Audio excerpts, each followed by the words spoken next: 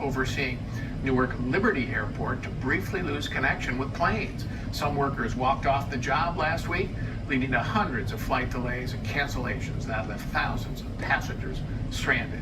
So will the Trump administration's new plan fix what's broken in our air traffic system? Let's ask Wall Street Journal columnist Kim Strassel and Alicia Finley and editorial board member Kyle Peterson. So Alicia, we used to have the world's greatest air traffic system. Now many countries have exceeded us, are better at it.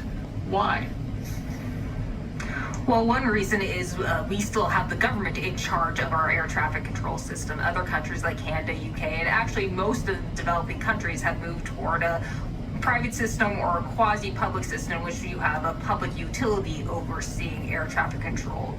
That means that you can actually make upgrades over a longer period of time. You can hire the experts who understand how to implement these technical fixes, which is the major problem. In 2003, Congress instructed the air traffic control, the FAA, to implement a more modern system. 22 years later, it still hasn't been done. And that's because of the government mismanagement and dysfunctions, including the ability to hire people, as I said, to hire the experts who are able and capable of overseeing this kind of system. Kim, this is mind-boggling when you think about it. 22 years you can't upgrade the system properly. It's just amazing. There was only 3 or 4 years ago the Congress passed this huge infrastructure bill with hundreds of billions of dollars in it. It didn't touch air traffic control. I mean, what has Congress been doing? Well, right, and I'm glad that you're pointing the finger at Congress, Paul, because it's very easy to just point at big bad government, FAA, and it is true that the executive branch bears a lot of responsibility. But Congress is just taking its eye off the ball here. This is a discussion that comes up every 4 or 5 years, usually when there's some sort of an emergency or a problem like right now. And Congress, waggles its finger and says, FAA, get it together. But nobody gives it the money that actually needs to be done. Nobody will make the hard decisions and move to one of those public-private partnerships. And part of that, Paul, is parochialism.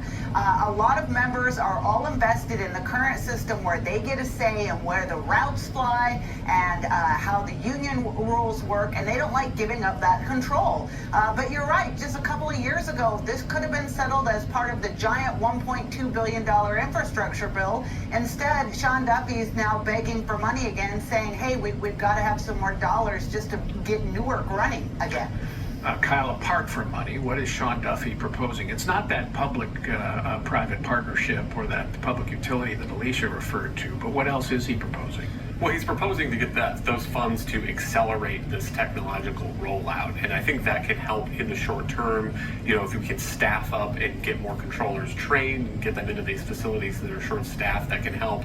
But I don't think that it's all the long-term problem because of those political incentives that are built into the system right now because it's a government-run operation. Last year, there was a move to transfer about 17 controllers from Long Island to the Philadelphia facility that controls over Newark, the airspace there. And who had very strong feelings and objection to that was Senator Chuck Schumer, because those New Yorkers on Long Island are his constituents. The FAA Academy, where they train new controllers, is in Oklahoma City. And so if there's any proposals to alter the way it's doing business there, political meddling in that, everybody wants to have their say, everybody wants to be consulted. And so that's why, I wish that there have been proposals even recently, the first Trump administration, to adopt the Canada model. There was a bill drawn up to give air traffic control to a private nonprofit, and I think the best route for the Trump administration now is to say we should go back to that plan. Well, and Alicia, that plan that Kyle was talking about, that was first offered in some form. I can remember the 1990s by, guess who? Al Gore and the Clinton administration.